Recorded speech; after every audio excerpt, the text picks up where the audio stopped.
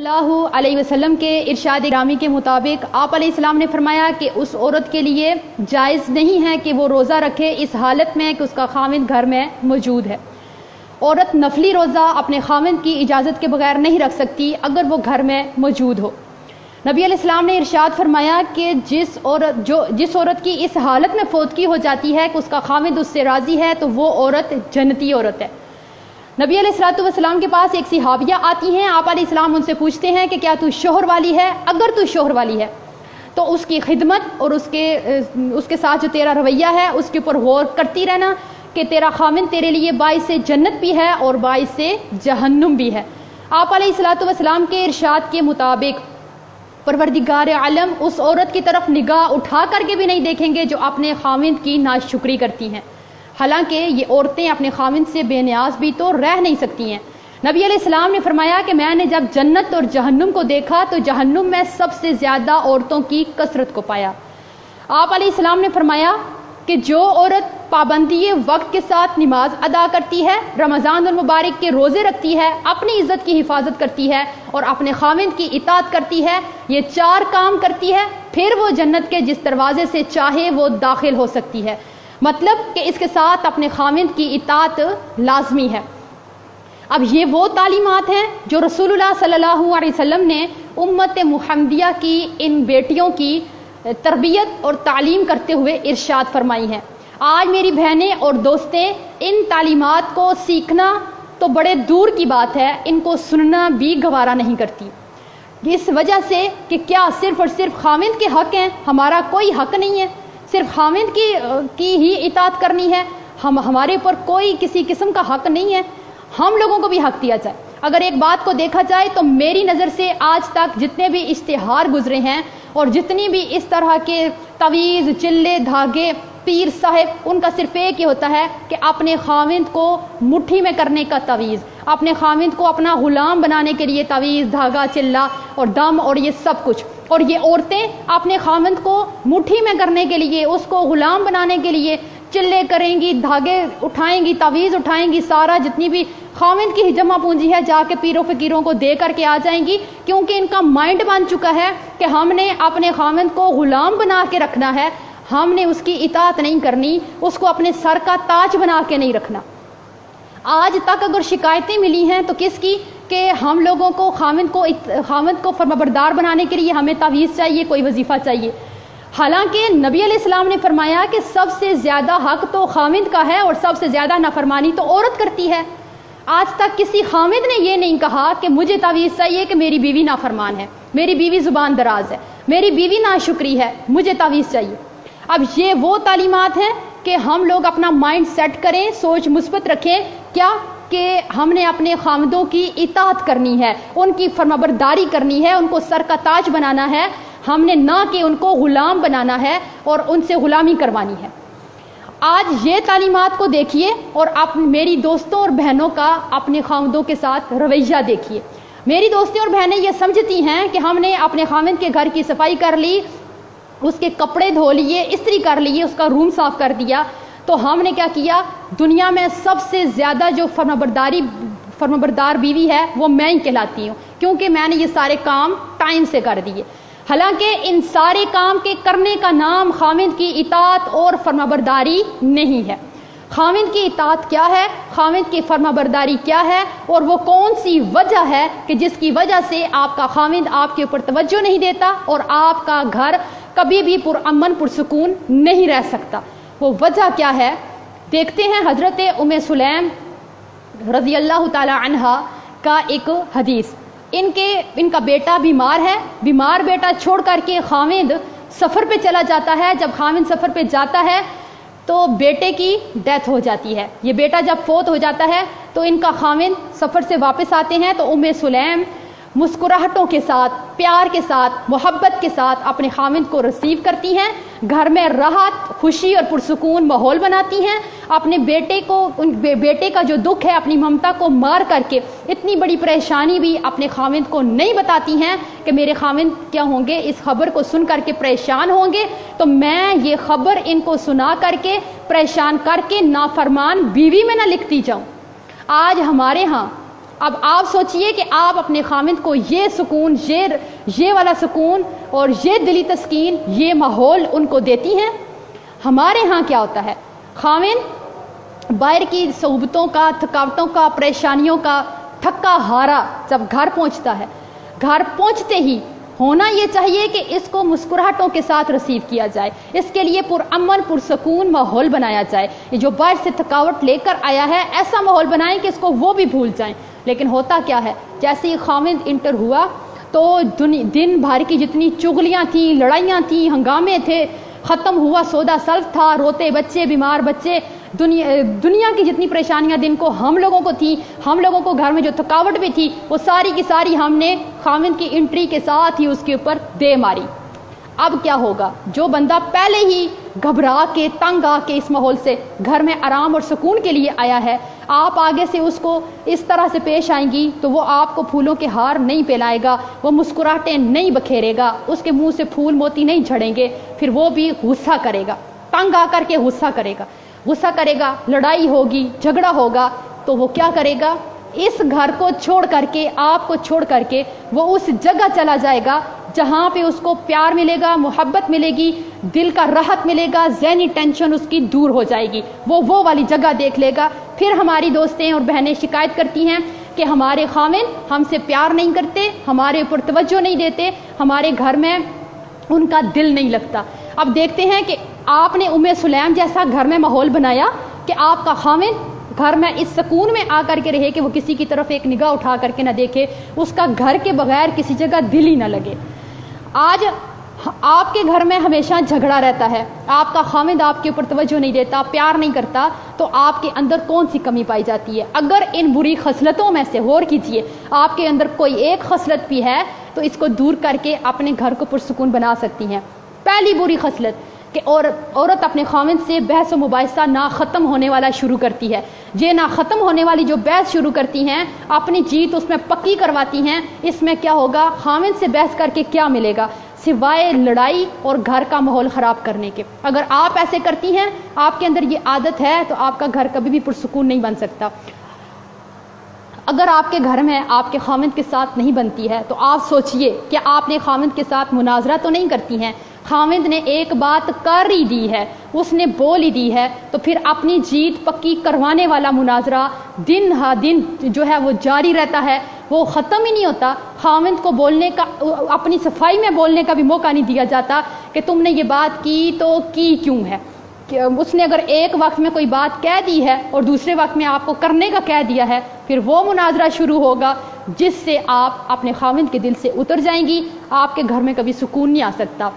اس سے آگے اگر عورتوں کے گھر میں یہ ناچاکیاں ہوتی ہیں تو ان میں ایک وجہ ہوتی ہے، خامند اور بیوی کے رشتے میں جو پیار بھرا رشتہ ہوتا ہے، اس میں ایک انا کا پہاڑ لا کے ہم کھڑا کر دیتے ہیں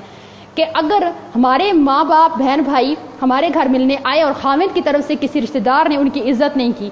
ہم نے اس کو یہ فیصلہ سنا دینا ہے کہ تیرے رشتہ داروں نے میرے رشتہ داروں کی عزت نہیں کی، اور آج کے بعد میں تیری 7 نسلوں کی عزت کرنے والی نہیں ہوں۔ جب یہ انا کا پہاڑ ہم اپنے رشتے میں کھڑا کریں گے تو یہاں پہ پیار محبت نہیں ہوگا، یہاں پہ لڑائیاں جھگڑے اور ناچاکیاں ہوں گی جو کبھی ختم نہیں ہوں گی۔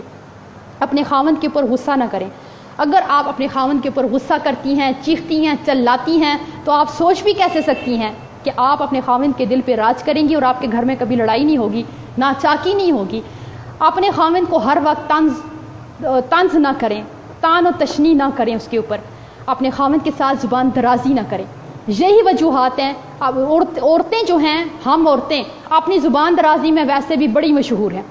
اپنی زبان جو ہے ہم اگر کنٹرول میں رکھ لیں اس وقت جب کہ خامند کو غصہ آیا ہے یا اس وقت جب کہ آپ کو غصہ آیا ہے، تو بڑے بڑے فیصلے ہونے سے ہم بچ سکتے ہیں، بڑے بڑے ہنگاموں سے بچ سکتے ہیں۔ عورت جب اپنے خامند کی عزت نہیں کرتی تو خامند کو اس میں کوئی دلچسپی نہیں رہتی۔ کون سی عزت؟ وہ والی عزت نہیں جو آپ اپنے خامند کے منہ پہ اس کی چاپلوسی کرتی ہیں، جی جان اس کو وقتی طور پہ کرتی ہیں۔ عزت وہ ہے، خامند موجود نہیں ہے، اپنے میکے جا کر کے بھی اپنے خامند کی کوئی کمی کوتاہی بھول چوک اس سے ہو گئی ہے وہ بالکل بیان نہ کریں۔ ہوتا کیا ہے، ماں باپ کے سامنے آپ لوگ جو ہے اپنے خاوند کی تذلیل کریں، بھائیوں کے سامنے اس کو گالی گلوچ کریں، اس کے چھوٹے معصوم بچوں کے سامنے اس کی تذلیل کریں، چیخیں چلائیں، لڑائی جھگڑا کریں، اس کے بہن بھائیوں میں اس کی عزت نہ چھوڑیں، پورے محلے میں بیٹھ کے خاوند کی جو ہے وہ برائی کی داستانیں بیان کریں، اپنے دوستوں میں اس کو برا مشہور کر دیں، میکے میں اس کو برا مشہور کر دیں، ہر جگہ کہ یہ بندہ ہی اچھا ہی نہیں ہے۔ تو جب خاوند کی عزت نہیں کریں گی تو آپ کی کون عزت کرے گا، اور آپ کی خاوند کی نظر میں کیا عزت ہوگی؟ اگر آپ کے اندر یہ خصلت پائی جاتی ہے تو اس کو چھوڑنے کی کوشش کر کے اپنے گھر کو پرسکون بنا سکتے ہیں۔ آج عورت اپنے خاوند کا فیصلہ ماننے کے لیے تیار ہی نہیں ہے۔ اگر خاوند نے کوئی فیصلہ لے ہی لیا ہے تو ایک نیک اور با کردار بیوی کا کردار تو یہ ہونا چاہیے کہ اپنے خاوند کو عزت دیتے ہوئے اس کے فیصلے کے سامنے اپنا سر جھکا دے، خاوند بھی خوش اور آپ کا فیصلہ، آپ کا کام بھی ہو جائے گا، لیکن آپ کا گھر کبھی لڑائی نہیں ہوگی۔ ہوتا کیا ہے، ادھر خاوند بیچارہ کوئی فیصلہ لے ہی لیتا ہے تو عورتیں یہ ٹھان لیتی ہیں کہ نہیں، اس نے جو فیصلہ کیا ہے ہم نے تو وہ ہونے دینا ہی نہیں ہے، چاہے ہمارا گھر ٹوٹ جائے، لڑائیاں جھگڑے ہوں، فتنہ فساد ہو، دنیا ادھر سے ادھر ہو جائے، گھر کا سکون خراب ہو، بچے اس ماحول کو دیکھتے رہیں، ہمیں کوئی لینا دینا نہیں ہے۔ خاوند نے یہ فیصلہ لیا تو لیا کیوں ہے؟ اس نے ماں کے کہنے پہ لے لیا، باپ کے کہنے پہ لے لیا، اس کو ضرور بھائی نے کہا ہوگا، اس کو اس کے دوستوں نے، مجھ سے تو اس نے پوچھا ہی نہیں ہے، اس نے۔ آپ سوچئے ایک منٹ کے لیے، اللہ نے جو عقل، فہم اور فراست مرد کو دیا ہے وہ عورت کو نہیں دیا۔ عورت کی عقل بھی کم ہے اور عورت کا دین بھی کم ہے، اس لیے یہ والی بات اپنے خاوند کے لیے کہ اس کو فیصلے کو نہیں مانتی ہیں، آپ کو تو فیصلہ کرنا آتا ہی کوئی نہیں ہے، کبھی ڈھنگ کا تو کوئی فیصلہ لیا ہی نہیں ہے، یہ والی بات ایک مرد کے لیے زہر قاتل ہے۔ زہر قاتل ہے یہ بات مرد کے لیے کہ آپ کو کوئی سمجھ ہی نہیں، عقل کا کام کبھی کیا ہی نہیں، فیصلہ تو آپ کو لینا آتا ہی نہیں، جب بھی کرتے ہیں ایسے ہی کرتے ہیں، میں نے ایسے نہیں ہونے دینا۔ جب ہم وہاں پہ آ کے اپنی عقل، فہم اور فراست کے گھوڑے دوڑاتے ہیں نا، ان کو ہم بے لگام چھوڑ دیتے ہیں نا، تو اس گھر سے کبھی لڑائی نہیں ختم ہوتی، کبھی خوشی کی خوشبو یہاں پہ آ ہی نہیں سکتی ہے، خوشیاں ہمیشہ کے لیے یہاں سے روٹ کر کے چلی جائیں گی اور آپ کے خاوند کا پیار اور محبت بھی ساتھ لے کر کے چلی جائیں گی۔ آج آپ اپنے گھر کو پرامن بنانے کے لیے اپنے گھر میں آرام اور سکون کا ماحول پیدا کریں۔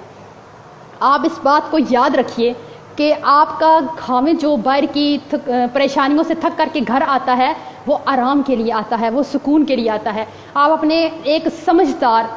سمجھدار خاتون اپنے گھر کا ایسا ماحول بناتی ہے کہ اس کا خاوند کسی بات سے بھی اس سے ناراض نہ ہو، اس کو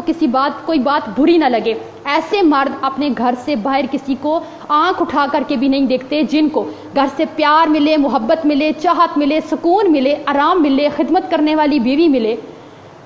یہ والی چیزیں جب مرد کو ملیں، مرد کبھی کسی طرح کی لڑکی کو باہر نظر اٹھا کر کے نہیں دیکھتا۔ آج ہماری بہنوں کے اندر تو اتنی برداشت نہیں ہے کہ اگر ایک خاوند اپنی ماں کے لیے علادہ سے ایک برگر اٹھا کر کے لے آئے، ایک برگر، تو بیوی سے یہ برداشت نہیں ہوتا کہ اس نے میرے لیے، میرے پورے بچوں کے لیے کیوں نہیں لایا، صرف ایک بیوی کے لیے لے کر کے کیوں، اپنی ماں کے لیے لے کر کے کیوں آیا ہے۔ تو یہ والی بات بھی ہم سے ہونا تو ایسے چاہیے، ایک با کردار بیوی اپنے خاوند کو خود اس بات کی جو ہے وہ آپ لوگ توجہ دلائیں، اس کو ٹائم دیں، کیا کہ آپ اپنے والدین کو ٹائم دیجئے، ان کی خدمت کیجئے، ان کی ہر ضرورت کو پورا کیجئے، یہ سوچ کر کے کہ وہ تیری جنت ہیں، اور یہ دیکھ کر کے کہ کل یہ ہمارے بچے بڑے ہوں گے، یہ ہماری بھی اسی طرح سے عزت کریں گے اور ہماری کیا کریں گے، عزت بھی کریں گے اور خدمت بھی کریں گے۔ آپ سوچئے اگر بیوی کے والدین آپ کی مطلب بیوی کی جنت ہیں تو شوہر کے جو والدین ہیں وہ اس کی جنت ہیں، آپ اس سے اس کی جنت چھیننے کی کوشش مت کیجیے، نہیں تو یہ ساری جو ہیں وہ باتیں ہیں، وجوہات ہیں جس کی وجہ سے ایک عورت کا گھر اگر اس کے اندر یہ والی باتیں پائی جاتی ہیں تو کبھی بھی خوشیوں بھرا گھر نہیں بن سکتا۔ اگر آپ کو اپنے خاوند سے شکایت ہے تو آپ اس کی بے رخی کی شکایت کرنے کی حقدار ہی نہیں ہیں اگر آپ کے اندر یہ والی ساری بری خصلتیں پائی جاتی ہیں۔ اگر آپ یہ سارے حق ادا کریں، نبی علیہ الصلوۃ والسلام کی تعلیمات کو دیکھیں اور پھر اپنے رویے کو دیکھیں، تو آپ کا گھر ممکن ہی نہیں ہے کہ آپ کا گھر جنت کا نقشہ نہ پیش کرے، پرامن نہ ہو، پرسکون نہ ہو، آپ کا خاوند آپ اپنے خاوند کے دل پہ راج کرنے والی نہ بن سکے۔ آج اگر آپ یہ سمجھتی ہیں کہ ہم جو ہے یہ دو چار جو کام ہیں ہمارے، کپڑے دھونے سے لے کر استری کرنے تک اور کھانا بنانے سے لے کر برتن دھونے تک، یہ سب ہم کر کے اپنے خاوند کا حق ادا کر دیتی ہیں، تو آپ بہت بڑی غلطی پر ہیں۔ آج تک عورتوں نے بیویوں نے اپنے حق لینے سیکھے ہیں، آپ نے خاوند کو دیا کیا ہے، اس کی خدمت کی کتنی ہے، اس کو حق دیا کیا ہے۔ اگر خاوند کا اتنا حق ہے کہ اگر نبی علیہ الصلوۃ والسلام نے فرمایا کہ اگر ایک خاوند کے جسم میں کوئی اس طرح کا زخم یا دانہ بن جاتا ہے جس کو ایک عورت اپنی زبان سے چاٹ کر کے صاف کر دیتی ہے، اس کے پیپ کو، زخم کے گند کو، لہو کو زبان سے چاٹ کر کے صاف کر دیتی ہے، یہ عورت اپنے خاوند کا پھر بھی حق نہیں ادا کر سکتی۔ تو آپ اس حدیث کی روشنی میں سوچئے کہ جو سارا دن اپنے خاوند کو زبان سے کہے گئے الفاظ کے ساتھ اس کے کلیجے کو پھاڑ دیتی ہیں، اس کے دل پہ جو زخم لگاتی ہیں وہ کبھی بھرنے والے نہیں ہوتے۔ تو آپ میری بہنیں اس حدیث کو پڑھنے کے بعد آپ بے شک اپنے خاوند کے زخموں کو جسم کے زخموں کو زبان سے چاٹ کے صاف نہ کریں، لیکن آپ جو اس کو ہر وقت اس کا کلیجہ چیر دینے والے طنز کرتی ہیں، اس کو غصہ کرتی ہیں، چلاتی ہیں اور ایسی باتیں کہتی ہیں جو خاوند کو بری لگتی ہیں، آپ اس کو کم سے کم وہ والے زخم نہ دیں۔ اللہ آپ کے گھر کو خوشیوں بھرا گھر بنا دے گا۔ تو ممکن ہی نہیں ہے کہ اگر آپ اپنے گھر میں محبت، پیار اور سکون اور چاہت دیتی ہیں تو آپ کا خاوند کبھی کسی کو نظر اٹھا کر کے بھی دیکھے گا۔